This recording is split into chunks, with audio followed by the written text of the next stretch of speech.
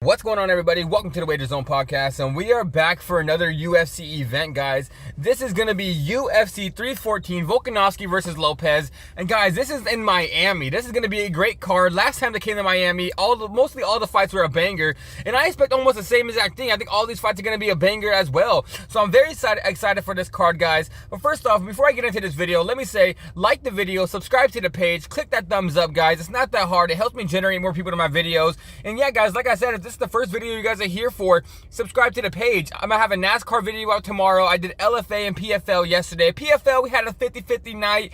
LFA, we killed it on last night, so we made some money overall in those two MMA events. And we do soccer, we do the NBA, we do MLB. So go check out our previous videos and subscribe to the page, guys.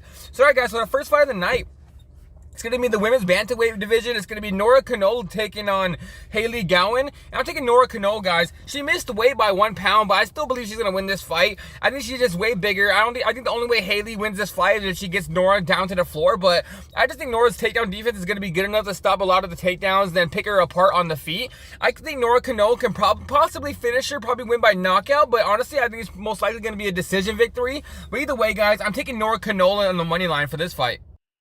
Alright, guys, this next fight is going to be Tresean Gore taking on Marco Tulio. One is an Ultimate Fighter alum, and the other one, guys, is a Dana White's Contender Series alum. But guys, I'm taking Marco Tulio. He's a minus 400 favorite, so I'm probably going to be adding him to parlays. Check out the description for all the bets I'm going to be making, so you guys know what parlay I'm going to be making and also what bets I'm going to be taking on the singles. And yeah, guys, like I said, Marco Tulio, I think he's just a way better fighter. I think he has a better grappling. I think he has a better striking. I honestly think Tresean Gore shouldn't be in the UFC. I don't think he has the skills to be in the UFC, so I think Marco Tulio has a layup for this fight, and he should go out here and win this fight easily. So for this fight, give me Marco Tulio.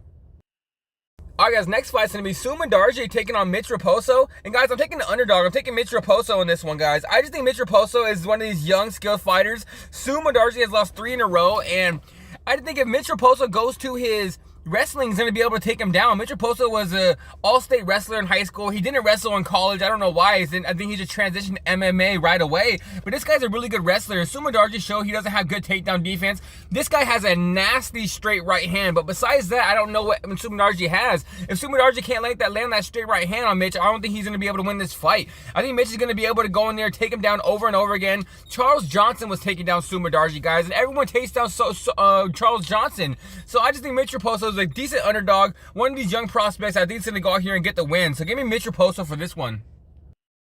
Alright, guys, next fight, it's going to be Cedric Dumas taking on Michael Olszewski, or like what I like to call him, I call him Cedric Dumbass, because I don't like this guy at all. I don't like him as a person. If you guys go look at his track record, this guy is not a good guy at all, so I don't like him at all, and that just means I'm going to be fading him again.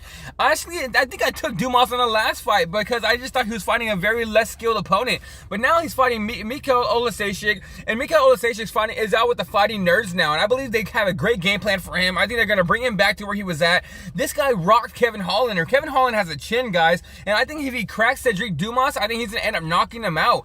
I don't know if I'm going to be taking the plus money for Michael Olszewski to win and round 2 to start, or I'm going to take him on the money line. Stay tuned for the description, because I'm thinking if I want to pay that 230 price, because right now it's a minus 230, but I think I might end up paying the money line price just in case it goes to decision. But either way, I think Michael Olszewski is going to knock him out, and I think he's going to win this fight, guys. So give me Olszewski for this one.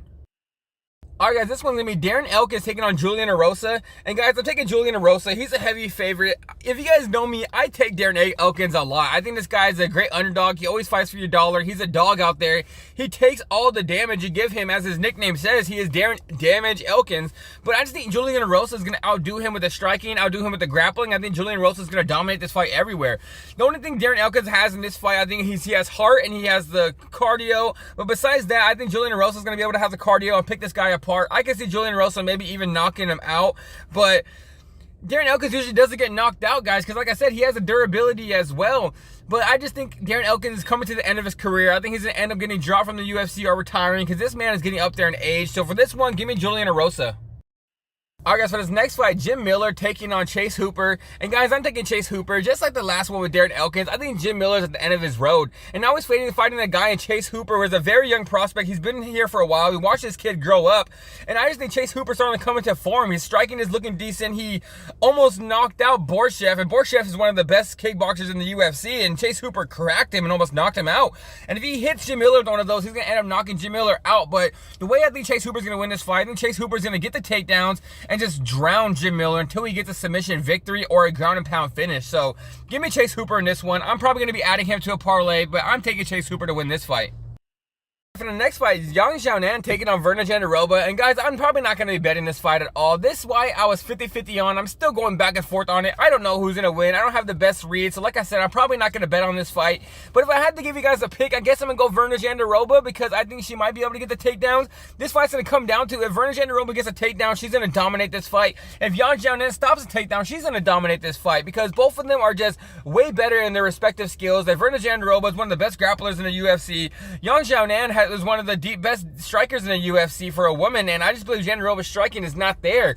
So for this one, guys, like I said, I'm probably not going to bet it, but the pick is going to be Volkanovski. I'll probably add her to that long shot parlay, but besides that, I'm not going to be betting this one. Probably a fight everyone should just stay away from and just watch.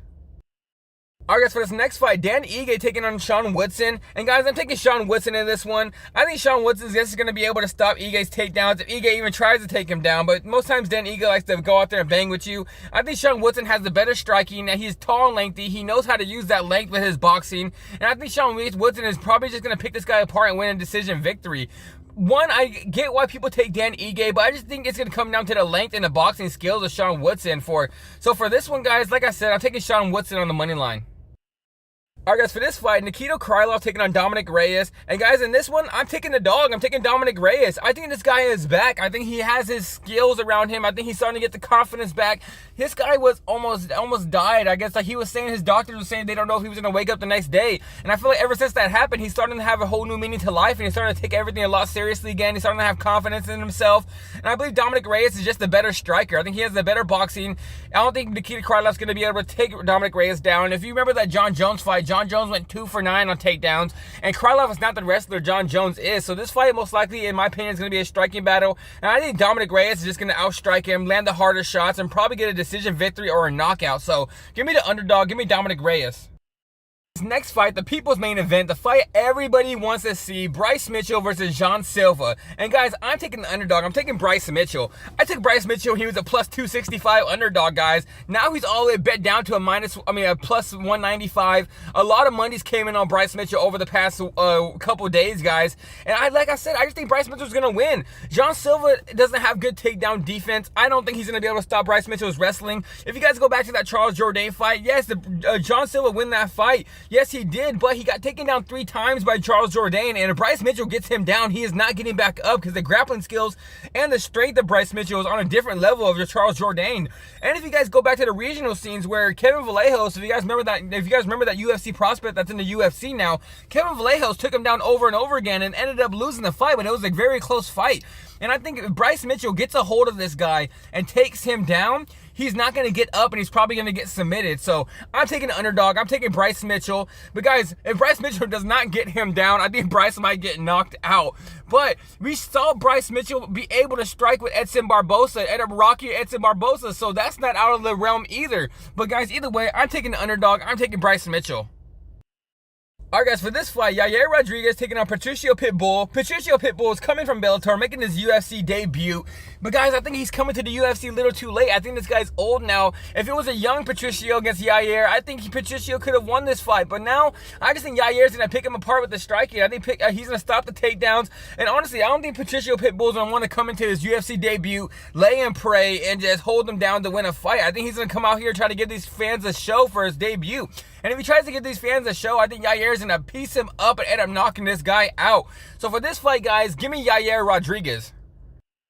Alright guys, this fight is Michael Chandler taking on Paddy the Baddy Pimblett. And guys, let me tell you right now, I'm a big Paddy Pimblett fan. I've bet on this guy every single fight all the way up. But also guys, I'm a Michael Chandler fan. I like both of these guys. So it was a really hard fight for me to pick. And like I said, I've bet on Paddy every single fight he's been in the UFC. I was betting on him in Cage Warriors. And now, guys, guess what? I am betting against Paddy the Baddy for the first time. This is a guy who's bet on every single fight for Paddy the Baddy. Now I'm taking Michael Chandler. I think Michael Chandler is going to be able to stop all his takedowns. I think Michael Chandler is going to knock this guy out. I just don't think Paddy has the striking to keep up or the striking defense to keep up with Michael Chandler. He keeps that chin way too high, and I think if Michael Chandler cracks it, he's going to end up getting knocked out. But either way, guys, even if this is a dog fight that goes 5 rounds, or is it 3 rounds? I can't remember which one. Either way, if it goes to decision, Michael Chandler has shown us he's a dog. And I just think Michael Chandler's going to out-dog Paddy the Baddy, end up knocking him out, or winning a dog fight decision victory. So give me the underdog. Give me Michael Chandler. Alright guys, the main event for the featherweight title is going to be Alexander Volkanovski taking on Diego Lopes. And guys, I see a lot of people on Diego Lopes. A lot of monies came in on Diego Lopes recently, but I just can't do it. I don't think Diego Lopes, I don't know, I might just be a hater. I've bet against him the last 2 fights and I've lost money. Yes, I have. Actually, no, I did bet on him against Dan Ige because I thought he was going to beat Dan Ige. But then when he fought Brian Ortega, I did bet on Brian Ortega and I lost that one. But guys, unless Diego Lopes knocks out Volkanovski in the first round, which is on the board, I think Alexander Volkanovski is just a better all-around fighter. I think he has the better wrestling. I think he has the better striking. I think he has he's better, more well-coached. And I just think Volkanovski is going to come back in this day. I think at the end of the day, the Monday headlines are going to be Volkanovski got his swag back. And this guy's going to be the champion of the world again. Unless Diego Lopes, like I said, knocks him out in the first round, I don't see how Diego Lopes wins this fight. I don't think Alexander's going to go in here and wrestle him and put it into his game plan where he's going to try to wrestle and put where Diego Lopes can't submit him. But either way, we've seen Alexander Volkanovski take down Brian Ortega and still didn't get submitted. So this one, guys, like I said, I'm taking Alexander Volkanovski. I think he's going to be the champion of the world again. So give me Alexander Volkanovski. I think he probably wins a fight by a late finish, or he wins a fight by decision. And alright guys, that's it for today's video. Like the video, subscribe to the page, come back every single day guys, check out our other videos, and I'll see you guys tomorrow.